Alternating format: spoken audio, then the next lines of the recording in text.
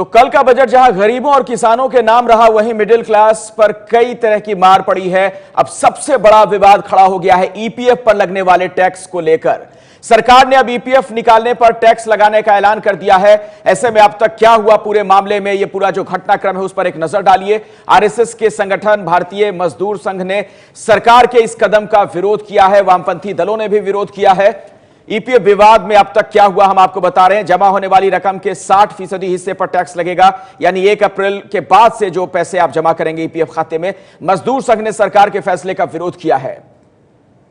इसके अलावा ईपीएफ पर टैक्स से आम आदमी में भी गुस्सा है, यह कहना है अरविंद केजरीवाल का। दिल्ली के मुख्यमंत्री ने ट्वीट कर यह बात कही है। वामपंथी संगठनों ने भी इसका विरोध किया है कि आखिर जनता पर यह भार क्यों डाला जा रहा है, यह कहना है वामपंथी संगठनों का। दिल्ली के मुख्यमंत्री अरविंद केजरीवाल ने भी ट्वीट करके विरोध जाहिर किया है इस पूरे मामले में। ईपीएफ विवाद के फेर में दरअसल हर नौकरी पेशा शख्स फंस गया है। इस विवाद को समझने के लिए हम 3 बड़ी बातें आपको बताते हैं। अब ईपीएफ खाते में जमा रकम निकालने पर टैक्स देना होगा। अब तक कोई टैक्स नहीं लगता था, यह बहुत बड़ा बदलाव ईपीएफ खाते धारकों के लिए हो चुका है। तो पहली बड़ी बात यही है कि पहले ईपीएफ खाते में जमा रकम निकालने पर टैक्स नहीं देना पड़ता था, यानी बचत के लिए ईपीएफ खाते में जो भी पैसा आपके जमा होते थे, आप रिटायरमेंट के बाद बिना टैक्स के पूरा का पूरा निकाल लेते थे। लेकिन अब ऐसा नहीं होगा। दूसरी बड़ी बात यह है कि सरकार ने ईपीएफ खाते में जमा रकम निकालने पर टैक्स लगाया है। सरकार की सफाई यह है कि टैक्स उस रकम पर लगेगा जो आपने 1 अप्रैल 2016 के बाद जमा किया है। तीसरी महत्वपूर्ण बात यह है कि 1 अप्रैल 2016 के बाद ईपीएफ खाते से जमा पैसे निकालने पर 60% रकम पर आपको टैक्स देना पड़ेगा। तो आपकी जेब पर इसका क्या असर पड़ेगा वो भी हम आपको बताते हैं। अब इस टैक्स के विवाद को समझने के लिए बड़ी बात पर गौर कीजिए और मान लीजिए, एक उदाहरण मैं आपके सामने रख रहा हूं। मान लीजिए आपके ईपीएफ खाते में 5 लाख रुपए जमा हैं। अगले 10 साल में आप 5 लाख और जमा कर लेते हैं। अब 10 साल बाद जब आप 10 लाख की रकम को निकालने जाते हैं तो फिर 5 लाख पर तो कोई टैक्स नहीं देना पड़ेगा, लेकिन बाकी के 5 लाख टैक्स के दायरे में आ जाएंगे। और अब इस 5 लाख के 60% रकम यानी 3 लाख रुपए पर आपको टैक्स देना पड़ेगा, और टैक्स की यह रकम आपको टैक्स स्लैब के हिसाब से ही देने होंगे।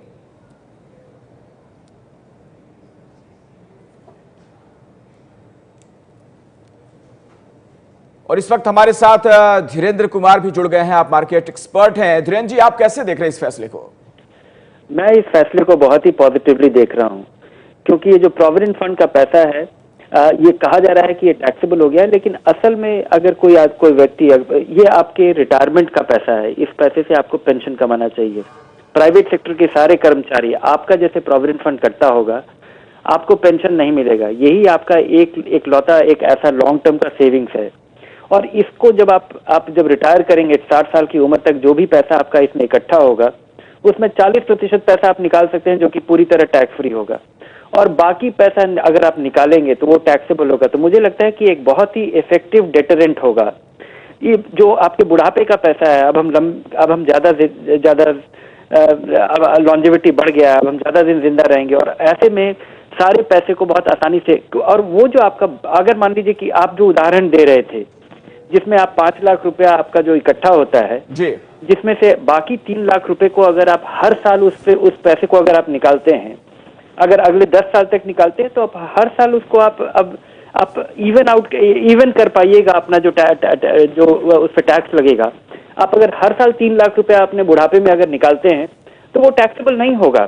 तो मुझे लगता है कि ये बहुत अच्छा कदम है सरकार के लिए। ये टैक्स लगाना लोगों को मजबूर करेगा कि वो एक मुश्त पैसा निकाल करके अपने बुढ़ापे में, अकेला एक बचत है, लॉन्ग टर्म सेविंग्स है, जो कि छोटे व्यक्ति को उपलब्ध है। इसलिए भी उपलब्ध है क्योंकि ये मैंडेटरी सेविंग्स है।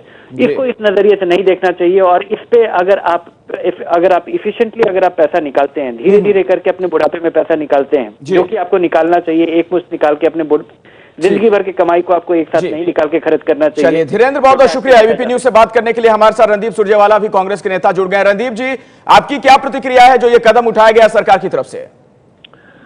जैसा धीरेन्द्र जी कह रहे थे, ये तो सरकार ही लोगों को मजबूर करने वाली सरकार है। एम्प्लॉइज 3 बातें जाननी चाहिए। सबसे पहली, एम्प्लॉइज प्रोविडेंट फंड में जो पैसा कर्मचारी एक एक अपनी तनख्वाह का काटकर जमा करता है, ये उसकी गाढ़ी कमाई का पैसा है। और उस पे वो टैक्स पहले ही दे देता है, तो दूसरी बार उस पर टैक्स लगाने का क्या औचित्य है, सिवाय इसके कि आम करदाता पर, नौकरी पेशा व्यक्ति पर बोझ डाला जाए। धीरेंद्र जी की बात ही अब आप ले लें। अगर किसी कर्मचारी को, किसी कामगार को, सैलरीड व्यक्ति को बीच में कोई बीमारी की बात हो जाए, कोई बड़ा खर्चा आ जाए, कोई शादी ब्याह का खर्चा आ जाए, तो वो पैसा नहीं निकाल सकेगा, क्योंकि फिर ये सारा पैसा टैक्स पे देना पड़ेगा। और तीसरा आर्ग्यूमेंट जो दे रहे थे वो अपने आप में एक मजाक है कर्मचारी के साथ। वो कह रहे हैं कि हर साल कर्मचारी अपना 40% पैसा निकाल ले, तो फिर लॉन्ग टर्म सेविंग कैसे हुई? एम्प्लॉइज प्रोविडेंट फंड में आदमी पैसा इसलिए डालता है कि एक मुश्त अच्छी राशि इकट्ठी हो जाए और जिस दिन उसकी रिटायरमेंट हो उसके पास एक सॉलिड बैंक बैलेंस हो, जिससे वो अपनी बाकी की रिटायर्ड जिंदगी चला सके। अगर सरकार ये चाहती है कि हर साल 40% पैसा निकाल लिए, तो वो पैसा इकट्ठा कैसे होगा उसके अकाउंट में? तो ये अपने आप में एक क्रूर मजाक है। मोदी सरकार जो है उसने मध्यम वर्ग, नौकरी पेशा आदमी और कामगार पर बहुत भयंकर बोझ डाला है। बिल्कुल छोटा जवाब दीजिएगा रणदीप जी, क्या संसद में ये मामला उठाएंगे आप लोग? जी बिल्कुल, संसद में ये मामला आज भी उठाया जाएगा। बजट की चर्चा में भी उठाया जाएगा, और संसद में क्यों, हम संसद से सड़क तक इस मामले को। चलिए, बहुत बहुत शुक्रिया रणदीप सुरजेवाला एबीपी न्यूज से बात करने के लिए। हमारे साथ आम आदमी पार्टी के नेता आशुतोष भी इस वक्त जुड़ गए हैं। आशुतोष, आप सुन पा रहे होंगे, कांग्रेस के नेता रणदीप सुरजेवाला कह रहे हैं कि जनता के साथ दरअसल ये क्रूर मजाक है।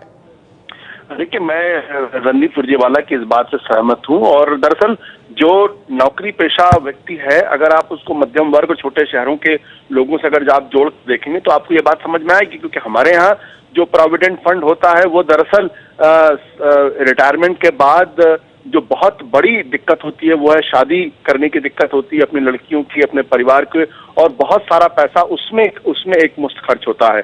तो मेरे कहने का मतलब ये है कि एक बार आप जब नौकरी कर रहे हैं उस वक्त आप टैक्स देते हैं, उसके बाद जब आप प्रोविडेंट फंड निकालेंगे उसके बाद फिर आप टैक्स देंगे, या आपकी गाड़ी कमाई का अपना पैसा है। तो ऐसे में एक ही जीवन में दो बार एक ही पैसे पर टैक्स देने का कोई कारण मेरी समझ में नहीं आता है।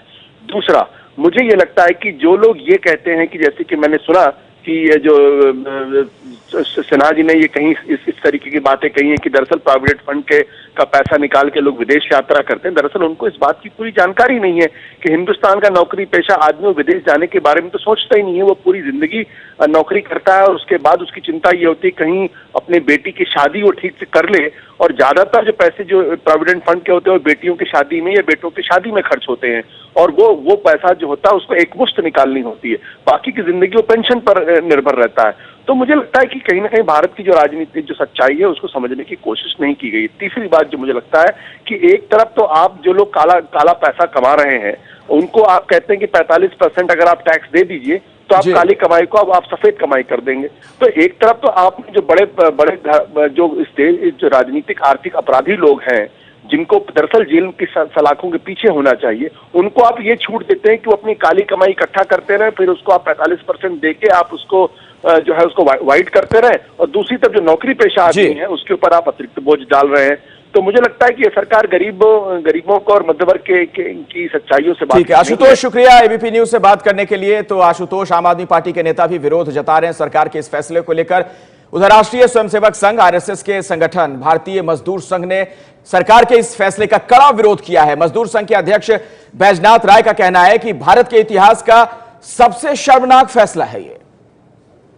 भारतीय मजदूर संघ के अध्यक्ष बैजनाथ राय हमारे साथ मौजूद हैं। सर, इस फैसले को किस तरीके से देखते हैं आप? क्योंकि जो ईपीएफ है वो पूंजी होती थी, आदमी उसको इकट्ठा करता रहता था और सोचता था कि जब समय पड़ेगा, जरूरत पड़ेगी तो निकाल लिया जाएगा। अब उस पर टैक्स लगाने का फैसला कर दिया गया।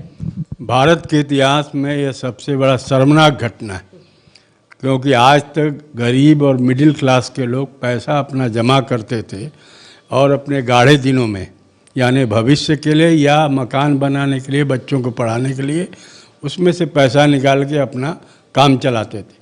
आज सरकार ने उसके ऊपर भी टैक्स लगाकर इससे बड़ा घिनौना काम और कुछ नहीं किया। हम टोटली कंडेम करते हैं। दूसरी ये भी बात है कि उन्होंने और एक नया काम कर दिया ईपीएफ में कि 3 वर्ष तक का न्यू कॉमर को छूट दिया। इसका मतलब हुआ कि आज तक जो सेज में जो नई इलाके स्टार्टअप गियर अप इंडिया के नाम पर जो करना चाहते हैं, उसमें जो एम्प्लॉयर कारखाना खड़ा करेगा, उद्योग लगाएगा, उसको कुछ नहीं देना पड़ेगा, ना प्रोविडेंट फंड देना पड़ेगा, ना ग्रेच्युटी देना पड़ेगा। 3 वर्ष तक कोई लॉ ही उसके ऊपर लागू नहीं होगा। और सरकार एक लॉलीपॉप की तरह बोली है कि ठीक है हम 8.33 देंगे। इससे क्या हुआ कि एक मजदूर यदि 30 वर्ष काम करता है तो 30 वर्ष में 27 वर्ष का ही उसको पीएफ मिलेगा। 3 वर्ष का पीएफ उसका ख़त्म हो गया। 3 वर्ष के पीएफ में केवल 8.33 लेके वो क्या करेगा, कितना जाएगा। इसलिए दोनों कदम भारत सरकार के बहुत घिनौना है, हम इसको कंडेम करते हैं और भारतीय मजदूर संघ सड़क पर उतरे। विवाद के बाद भी जो है ये सफाई दी गई है कि ये जो फैसला है ये लागू होगा 1 अप्रैल 2016 के बाद की रकम पर। तो क्या आप उसको ठीक फर्क पड़ेगा उससे? जो भी बजट का प्रावधान है वो 1 अप्रैल के पहले नहीं चालू होता है। ये तो बेवकूफ़ बनाना हुआ। ये जब आपका बजट ही 1 अप्रैल से, इसको आप कहाँ से बीच में कर देंगे? तो 1 अप्रैल 2016 से करे, कभी करे, इससे मजदूरों के गला काटने से अधिक और कुछ नहीं हो सकता। तो आप लोग क्या दबाव बनाने वाले हैं सरकार पर, फैसले के खिलाफ खड़े हो? इसके खिलाफ आंदोलन करने वाले हैं, हम लोग बैठने वाले हैं। और सरकार को हमने भर्त्सना नोट भी भेजा है कल ही कि ये सब ठीक नहीं है, सब इसको अब चेंज करो, आप ये सब रुक जाओ। और इस तरह से यदि आप करोगे तो फिर मजदूर सड़क पर उतरेगा। तो मजदूर सड़क पर उतरेगा, यह कहना है बैजनाथ राय का। भारतीय मजदूर संघ के अध्यक्ष का बयान आपने सुना। इसके पहले कांग्रेस के नेता को आपने सुना। आम आदमी पार्टी की तरफ से विरोध किया गया है, वामपंथी संगठनों ने भी इसका विरोध किया है, यानी चौतरफा विरोध सरकार के इस फैसले का। दिल्ली के मुख्यमंत्री अरविंद केजरीवाल ने क्या बात कही है वो भी आपको बताते हैं। ट्वीट करके यह बात कही है केजरीवाल ने कि ईपीएफ पर टैक्स के फैसले से आम आदमी में काफी गुस्सा है, अमीरों को लोन में छूट और काले धन वालों को राहत। तो ईपीएफ पर टैक्स के फैसले से आम लोगों में काफी गुस्सा है, यह कहना दिल्ली के मुख्यमंत्री अरविंद केजरीवाल का। तो ऐसे में सरकार इस फैसले पर अब घिरती हुई नजर आ रही है।